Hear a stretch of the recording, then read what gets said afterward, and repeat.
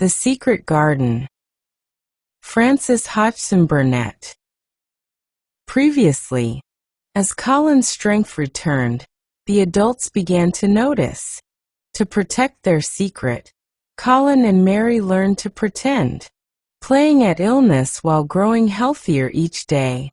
With laughter, fresh air, and quiet kindness, their healing continued unseen. Every beautiful morning the magic was worked by the mystic circle under the plum tree, which provided a canopy of thickening green leaves after its brief blossom time was ended. After the ceremony, Colin always took his walking exercise, and throughout the day he exercised his newly found power at intervals. Each day he grew stronger and could walk more steadily and cover more ground. And each day his belief in the magic grew stronger as well it might.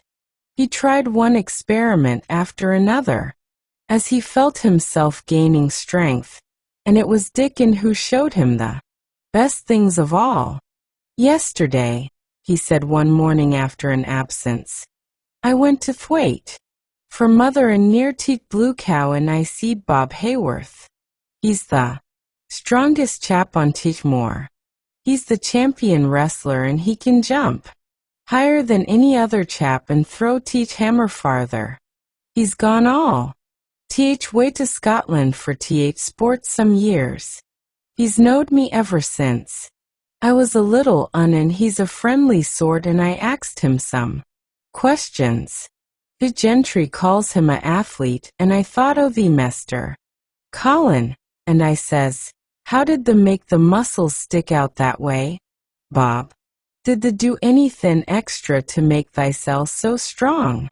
And he says, well, yes, lad, I did. A strong man in a show that came to Thwaite once showed me how to exercise my arms and legs and every muscle in my body. And I says, could a delicate chap make himself stronger with them, Bob? And he laughed and says, art thou a delicate chap? And I says, no, but I knows a young gentleman that's gettin' well of a long illness, and I wish I knowed some o' them tricks to tell him about. I didn't say no names, and he didn't ask none. He's friendly same as I said, and he stood up and showed me good-natured like, and I imitated what he did till I knowed it by heart." Colin had been listening excitedly. "Can you show me?" he cried. "Will you?" "Aye, to be sure," Dickon answered, getting up. "But he says the mun do. Am gentle at first, and be careful not to tire thysel. Rest in between times and take deep breaths, and don't overdo." "I'll be careful," said Colin. "Show me. Show me. Dickon, you are the most magic boy in the world." Dickon stood up on the grass and slowly went through a carefully practical but simple series of muscle exercises. Colin watched them with widening eyes. He could do a few while he was sitting down. Presently he did a few gently while he stood upon his already steadied feet. Mary began to do them also. Soot, who was watching the performance, became much disturbed and left his branch and hopped about restlessly because he could not do them too. From that time the exercises were part of the day's duties as much as the magic was. It became possible for both Colin and Mary to do more of them each time they tried, and such appetites were the results that but for the basket Dickon put down behind the bush each morning when he arrived they would have been lost. But the little oven in the hollow end, Mrs. Sowerby's bounties were so satisfying that Mrs. Medlock and the nurse and Dr. Craven became mystified again. You can trifle with your breakfast and seem to disdain your dinner if you are full to the brim with roasted eggs and potatoes and richly frothed new milk and oat cakes and buns and heather honey and clotted cream. They are eating next to nothing, said the nurse. They'll die of starvation if they can't be persuaded to take some nourishment. And yet, see how they look. Look, exclaimed Mrs. Medlock indignantly. I'm withered to death with them. They're a pair of young Satans, bursting their jackets one day and the next turning up their noses at the best meals cook can tempt them with. Not a mouthful of that lovely young fowl and bread. Sauce did they set a fork into yesterday, and the poor woman fair invented a pudding for them and back it sent. She almost cried. She's afraid she'll be blamed if they starve themselves into their graves. Dr. Craven came and looked at Colin long and carefully. He wore an extremely worried expression when the nurse talked with him and showed him the almost untouched tray of breakfast she had saved for him to look at, but it was even more worried when he sat down by Colin's sofa and examined him. He had been called to London on business and had not seen the boy for nearly 2 weeks. When young things begin to gain health, they gain it rapidly. The waxen tinge had left Colin's skin and a warm rose showed through it. His beautiful eyes were clear and the hollows under them and in his cheeks and temples had filled out.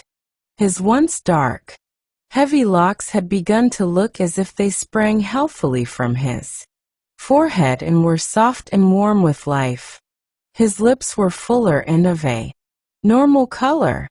In fact, as an imitation of a boy who was a confirmed invalid, he was a disgraceful sight. Dr. Craven held his chin in his hand and thought him over. I am sorry to hear that you do not eat anything, he said. That will not do. You will lose all you have gained, and you have gained amazingly. You ate so well a short time ago. I told you it was an unnatural appetite, answered Colin. Mary was sitting on her stool nearby, and she suddenly made a very queer sound which she tried so violently to repress that she ended by almost choking. What is the matter? Said Dr. Craven, turning to look at her. Mary became quite severe in her manner. It was something between a sneeze and a cough, she replied with reproachful dignity, and it got into my throat. But she said afterward to Colin, I couldn't stop myself. It just burst out because all at once I couldn't help remembering that last big potato you ate, and the way your mouth stretched when you bit through that thick lovely crust with jam and clotted cream on it. Is there any way in which those children can get food secretly? Dr.